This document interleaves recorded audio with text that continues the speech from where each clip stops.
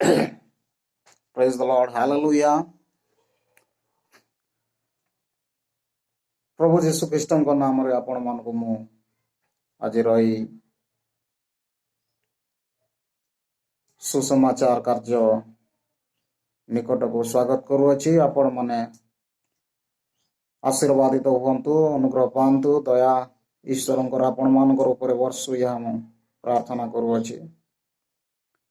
आज ईश्वर वाक्य आम देखुवा गोटे भल विषय से आज आम मान को कहवाई चाहती। प्रसंग है आज मन परिवर्तन, रिपेंटेंस। माती लिखित सुसमाचार 3 पर्वर 2 पद को आम जो देखा से लिखा जाए, मन परिवर्तन कर कारण स्वर्ग राज्य सन्निकट।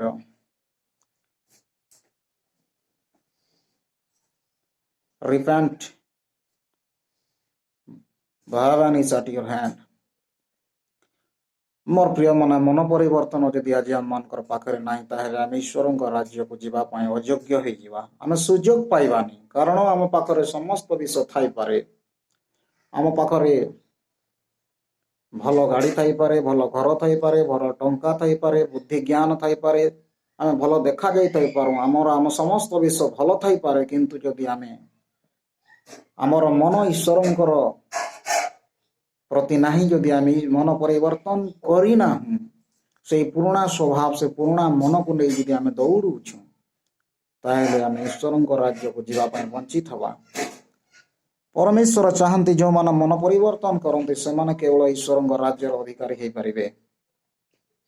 एणु आपण मान को यही लॉकडाउन समय आपण मान को कहवाई चाहे, आपण मन के आपण बदलांतु, परिवर्तन करंतु। कहीं ईश्वर वाक्य लिखा जाए, फिलिपिय मंडली को प्रेरित पौल कहते 2 पर्वर 5 ख्रीष्ट जीशुंकर मन जेपरि थिला तुम मानकर मन से प्रकार हो।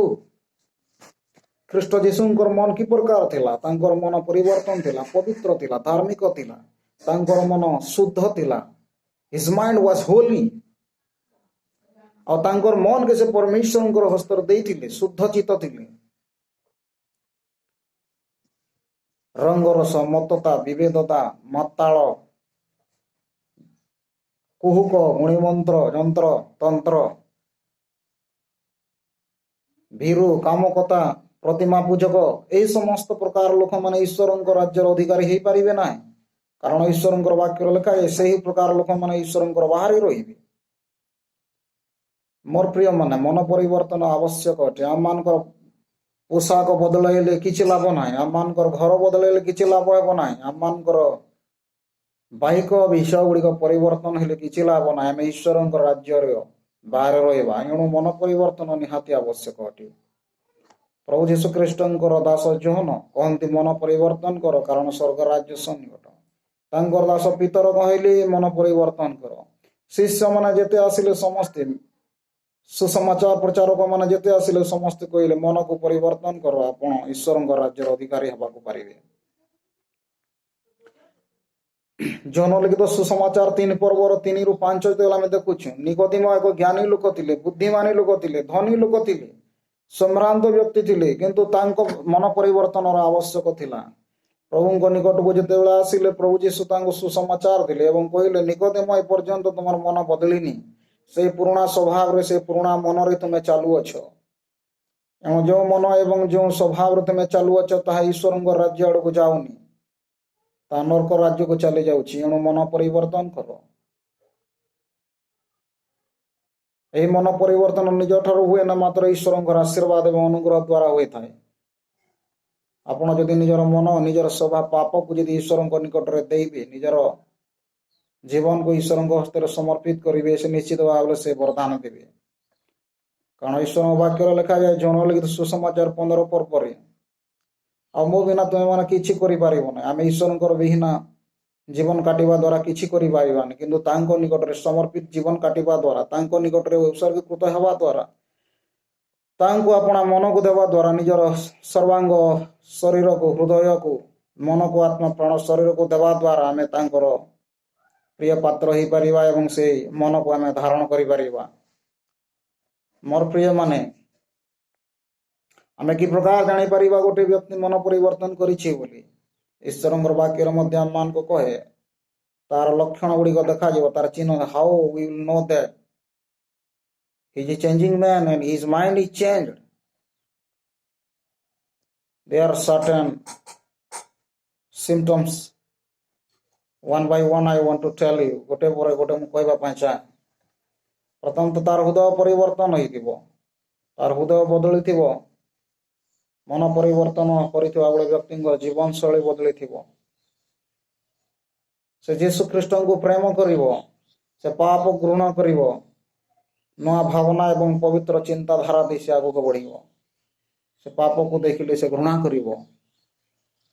ଯୋସେଫଙ୍କର ଜୀବନରେ ଆମେ ଦେଖୁ, ସେ ଯେତେବେଳେ ପାପ କରିବା ପାଇଁ ଗୋଟେ ସୁଯୋଗ ମିଳିଲା, ସେ ନିଶ୍ଚିତ ଭାବରେ ତାଙ୍କର ମନକୁ ବଦଳେଇଥିବା ପାଇଁ ଈଶ୍ୱର ଭୟ ଥିବା ସକାଶେ ସେ ଘୃଣା କଲେ।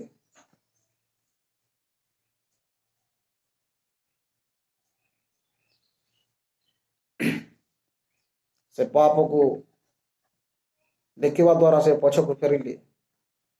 ସେ ପାପରେ ଜୀବନ କାଟିଲେ, ପାପ ଉପରେ ବିଜୟ ଜୀବନ କାଟିବା ପାଇଁ ସକ୍ଷମତା ହେଲେ। ଆଉ ସେହି ବରଦାନ ଈଶ୍ୱର ଦେଇଥିଲେ ତାଙ୍କୁ ଜୀବନରେ, କାରଣ ତାଙ୍କର ମନ ବଦଳିଥିଲା। ସେ ଈଶ୍ୱରଙ୍କର ଆତ୍ମା ଦ୍ୱାରା ପରିଚାଳିତ ହେଉଥିଲେ, ଈଶ୍ୱରଙ୍କର ବାକ୍ୟ ଅନୁମୋଦିତ ଜୀବନ କାଟୁଥିଲେ। ଏଥିପାଇଁ ତାଙ୍କ ଜୀବନ ବଦଳିଥିଲା।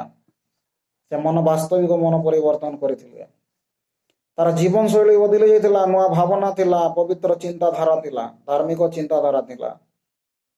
ଦାନିଏଲକୁ ଯେତେବେଳେ ବନ୍ଦିତ୍ୱ ଅବସ୍ଥାରେ ନବୁକଦନେସର ରାଜା ବାବିଲୋନକୁ ନେଇଗଲେ, ସଦ୍ରକ ମେଷକ ଅବେଦନେଗୋକୁ ମଧ୍ୟ, ଆଉ ସେଠାରେ ଯେତେବେଳେ ରାଜକୀୟ ଆହାର ତାଙ୍କୁ ଦିଆଗଲା, ସେଠାରେ ଯେତେବେଳେ ଭୋଜନ କରିବା ନିମନ୍ତେ ଦିଆଗଲା ମଧ୍ୟ ଦେଖୁଛୁ ସେ ତାହା ତିରସ୍କାର କଲେ, ଖାଇଲେ ନାହିଁ। କାରଣ ସେ ଜାଣିଲେ ଏହା ଖାଇବା ଦ୍ୱାରା ମୁଁ ମୋର ପବିତ୍ର ଜୀବନକୁ ଅପବିତ୍ର ମୁଁ କରିଦେଉଛି। ଏଣୁ ସେ ତାହାକୁ ତିରସ୍କାର କଲେ, କାରଣ ତାର ମନ ବଦଳିଥିଲା, ତାର ମନ ପରିବର୍ତ୍ତନ ହେଇଥିଲା। ଏଣୁ ଈଶ୍ୱରଙ୍କୁ ସେ ଭୟ କଲେ, ଆଉ ତା ସ୍ପର୍ଶ କଲେ ନାହିଁ। ପ୍ରକାଣ୍ଡ ମୂର୍ତ୍ତି ଯେତେବେଳେ ବନାଇଲେ, ବାବିଲୋନର ରାଜା ନବୁକଦନେସର ଆଉ ସମସ୍ତ ଲୋକମାନଙ୍କୁ କହିଲେ, ଏ ପ୍ରତିମା ଆଗରେ ଦଣ୍ଡବତ ହେଇ ପ୍ରଣାମ କରିବ, ଆଉ ଯିଏ ଯଦି ପ୍ରଣାମ କରିବ ନାହିଁ ରାଜକୀୟ ଦଣ୍ଡ ତା ଉପରକୁ ଆସିବ।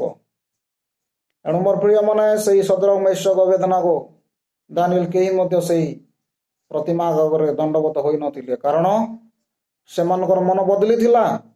ଆଉ ସେମାନେ ପ୍ରକୃତିରେ ସେମାନଙ୍କର ଜୀବନ ବଦଳିଥିଲା, ଈଶ୍ୱରଙ୍କୁ ଭୟ କରୁଥିଲେ। ଏଣୁ ସେମାନେ ପରମେଶ୍ୱରଙ୍କୁ ଲକ୍ଷ୍ୟ ରଖିଲେ ଏବଂ ପାପ ତାଙ୍କ ଜୀବନକୁ, ତାଙ୍କ ସ୍ୱଭାବକୁ ଆସିଲା ନାହିଁ। ଆଜି ଆମମାନଙ୍କର ଜୀବନରେ ଯଦି ସେ ପ୍ରକାର ଏକ ପ୍ରଲୋଭନ, ସେଇ ପ୍ରକାର ଏକ ସୁଯୋଗ, ସେଇ ପ୍ରକାର ଏକ ସମସ୍ୟା ଆସେ, ତାହେଲେ ବାସ୍ତବରେ ଆମେ କି ପ୍ରକାର ହେବା? ଆମେ ଯଦି ଆମର ମନକୁ ଖ୍ରୀଷ୍ଟଙ୍କ ନିକଟରେ ଦେଇଥିବା, ବଦଳିଥିବା, ଭୟ ଥିବ, ପବିତ୍ରତା ଥିବ, ଧାର୍ମିକତା ଥିବ, ଈଶ୍ୱରଙ୍କର ଆଜ୍ଞା ଅନୁଯାୟୀ ଚାଲୁଥିବା, ତାହେଲେ ନିଶ୍ଚିତ ଭାବରେ ଆମମାନେ ସେହି ପ୍ରକାର ସମସ୍ୟା ଉପରେ ବିଜୟ ଜୀବନ କାଟିପାରିବା। ଈଶ୍ୱରଙ୍କର ବାକ୍ୟରେ ମଧ୍ୟ ଲେଖାଯାଏ, ଯେଉଁମାନେ ଭୀରୁ, କଲଙ୍କିତ, ଘୃଣ୍ୟ, କଲଙ୍କିତ, ମାୟାବୀ, କୁହୁକ ପ୍ରକାର ଲୋକମାନେ ଈଶ୍ୱରଙ୍କର ରାଜ୍ୟ ବାହାରେ ରହିବେ। ଯଦି ମନ ପରିବର୍ତ୍ତନ କରିବା ନାହିଁ, ତାହେଲେ ଈଶ୍ୱରଙ୍କର ବାକ୍ୟ ଲେଖାଯାଏ ଲୁକ ଲିଖିତ ସୁସମାଚାର 13 ପର୍ବର 3 ଏବଂ 5ରେ, ମୁଁ ତୁମମାନଙ୍କୁ କହୁଛି ନା, କିନ୍ତୁ ମନ ପରିବର୍ତ୍ତନ ନ କଲେ ତୁମେମାନେ ସମସ୍ତେ ସେହି ପ୍ରକାର ବିନଷ୍ଟ ହେବ। ମନ ପରିବର୍ତ୍ତନ କରିନଥିବା ଲୋକମାନଙ୍କ ବିନାଶ ହେବେ, ବିନଷ୍ଟ ହେବେ।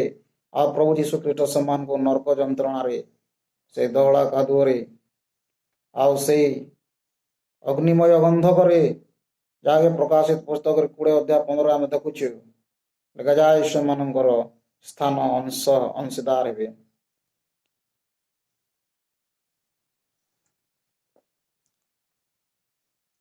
ଏଣୁ ଆମେ କ'ଣ କରିବା ଉଚିତ ଅଟେ? ଆମେ ଆମର ଜୀବନକୁ ମନ ପରିବର୍ତ୍ତନ କରି ନୂଆ ଜୀବନ କାଟି ଈଶ୍ୱରଙ୍କ ସ୍ୱର୍ଗ ରାଜ୍ୟର ଅଧିକାରୀ ହେବା ଉଚିତ ଅଟେ। ପ୍ରଭୁ ଆଶୀର୍ବାଦ କରନ୍ତୁ, ଅନୁଗ୍ରହ କରନ୍ତୁ। ଏହି ଦିନ ଗୁଡ଼ିକରେ ଆମେ ଯେତେବେଳେ ଗୃହରେ ଅଛୁ, ଆମେ ଲକଡାଉନରେ ଅଛୁ, ଆମମାନଙ୍କୁ ପ୍ରଭୁ ଶୁଦ୍ଧ ଚିତ୍ତ ମନ ଦିଅନ୍ତୁ, ଶୁଦ୍ଧ ମନ ଦିଅନ୍ତୁ, ପବିତ୍ର ମନ ଦିଅନ୍ତୁ, ଧାର୍ମିକତାର ମନ ଦିଅନ୍ତୁ ଏବଂ ଏକ ବିଜୟ ଜୀବନ କାଟିବା ପାଇଁ ସାହାଯ୍ୟ କରନ୍ତୁ। କେବଳ ବାଇବେଲ ଧରି ଆମେ ଗିର୍ଜାକୁ ଗଲେ ତା ମନ ପରିବର୍ତ୍ତନ ଚିହ୍ନ ନୁହେଁ। ଆମେ ଦାନ ଦେଲେ ତା ମନ ପରିବର୍ତ୍ତନର ଚିହ୍ନ ନୁହେଁ। ଆମେ କେବଳ ସମ୍ମୁଖକୁ ଯାଇ ଠିଆ ହେଲେ ତା ମନ ପରିବର୍ତ୍ତନ ବାସ୍ତବିକ ଚିହ୍ନ ନୁହେଁ। ମୋର ପ୍ରିୟମାନେ, ବାସ୍ତବ ଚିହ୍ନ ଅଟେ ସେ ପାପକୁ ଘୃଣା କରିବ, ତାର ହୃଦୟ ବଦଳିବ, ଖ୍ରୀଷ୍ଟଙ୍କୁ ସେ ପ୍ରେମ କରୁଥିବ, ତାର ଜୀବନଶୈଳୀ ବଦଳୁଥିବ, ନୂଆ ଭାବନା ପବିତ୍ର ଚିନ୍ତାଧାରା ଥିବ। ମନ ପରିବର୍ତ୍ତନର ଚିହ୍ନ ଏହା ଅଟେ ସେ ସମସ୍ତଙ୍କୁ ପ୍ରେମ କରିବ, ଆଦର କରିବ, ସମ୍ମାନ କରିବ, ଆତିଥ୍ୟ ସତ୍କାରରେ ବ୍ରତୀ ହେବ। ପରମେଶ୍ୱରଙ୍କ ଲୋକମାନଙ୍କୁ ସେ ଆଦର, ସ୍ନେହ, ମମତା, ଆତିଥ୍ୟ ସତ୍କାର, ପ୍ରେମ ଦେଖାଇବ। ଏହା ଏକ ମନର ଭାବନା, ଗୋଟେ ଇମୋସନାଲ ନୁହେଁ। ଏହା ବାସ୍ତବିକ ଏକ ହୃଦୟର ପରିବର୍ତ୍ତନ, ମନର ପରିବର୍ତ୍ତନ କାର୍ଯ୍ୟ ଦ୍ୱାରା ପ୍ରକାଶିତ ହୋଇଥାଏ। ଆକ୍ସନରେ ତାହା ଜଣାପଡ଼ିଥାଏ ଯେ ସେ ବାସ୍ତବିକ ଗୋଟିଏ ପରିବର୍ତ୍ତିତ ବ୍ୟକ୍ତି ଅଟେ ବୋଲି। ପ୍ରଭୁ ଆମମାନଙ୍କୁ ଆଶୀର୍ବାଦ କରନ୍ତୁ, ଅନୁଗ୍ରହ କରନ୍ତୁ, ଦୟା କରନ୍ତୁ ଏବଂ ଆଜି ଆମକୁ ଗୋଟିଏ ବାସ୍ତବିକ ମନ ପରିବର୍ତ୍ତନର ଜୀବନ କାଟିବା ବ୍ୟକ୍ତି ବନାନ୍ତୁ ଏବଂ ନିଜ ଜୀବନ କାଟିବା ପାଇଁ ସାହାଯ୍ୟ କରନ୍ତୁ। ସ୍ୱର୍ଗ ରାଜ୍ୟର ଅଧିକାର ହେବା ପାଇଁ ଯୋଗ୍ୟ ବିବେଚିତ କରାନ୍ତୁ। ପରମେଶ୍ୱର ଆପଣଙ୍କୁ ଆଶୀର୍ବାଦ କରନ୍ତୁ, ଅନୁଗ୍ରହ ଦିଅନ୍ତୁ, ଦୟା କରନ୍ତୁ, କରୁଣା କରନ୍ତୁ। ଆମେନ୍।